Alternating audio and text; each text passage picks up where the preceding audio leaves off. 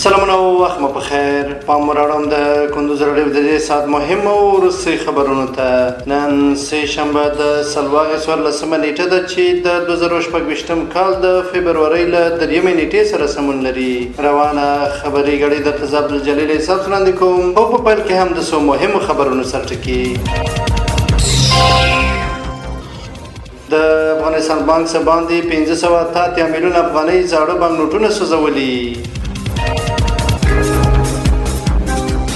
په افغانستان کې د نبوي سنتي طب پوهنځی منظور شو. د نقلي وسایطو د مالیاتي او ترافیکي واقعاتو د معافیت موده وغځول شوه. او ټرمپ د هند پر صادراتو تعرفات له سلنه ته راکمه کړې ده. اوس هم بشپړ خبرونه.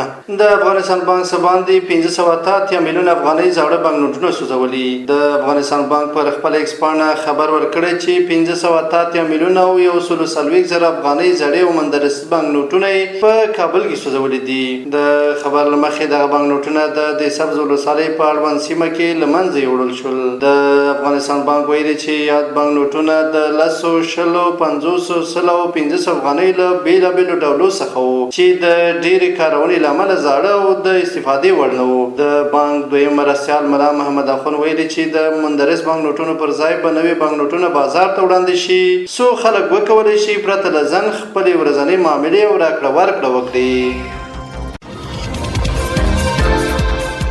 په افغانستان کې د نبوي سنتي طب پوهنځی منظور شو. د لوړو زده کړو وزارت ویلي چې د اسلامي امارت د مشرتابه د حکم له مخې د لومړي ځل لپاره په افغانستان کې د نبوي سنتي طب پوهنځی منظور شو. د لوړو زده کړو وزارت وایي چې دغه پوهنځي تشکیل د کابل طبي علومو پوهنتون تر چتر لاندې منظور شوی دی.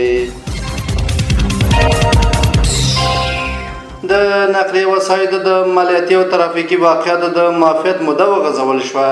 مالیې وزارت ویلي چې د ریاست الوزرا د حکم پر بنسټ د نقلي وسایطو مالیاتي، ترانسپورتي، ښاروالي او ترافیکي واقعاتو د معافیت موده د 10 میاشتو لپاره نور هم وغځول شوه. د یاد وزارت د اعلامیې له مخې د مالیاتو د معافیت موده د 1494 لمریز کال تر پایه 90 سلنه، د 1495 له پیل څخه د 1499 لمریز کال تر پایه 80 سلنه او د 1498 له پیل څخه د 1401 لمریز کال تر پایه 80 سلنه له مالیاتو معافیت اندازه منظور شوې ده.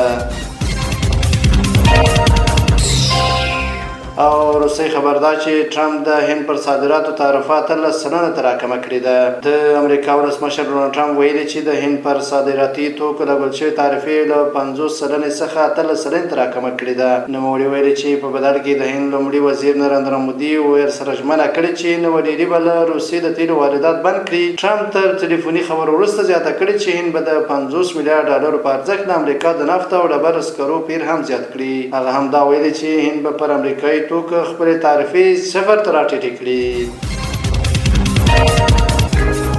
دا د دې مهال مهمو روسي خبرونه تر بیا ښه وختونه لوی الله ومل شه.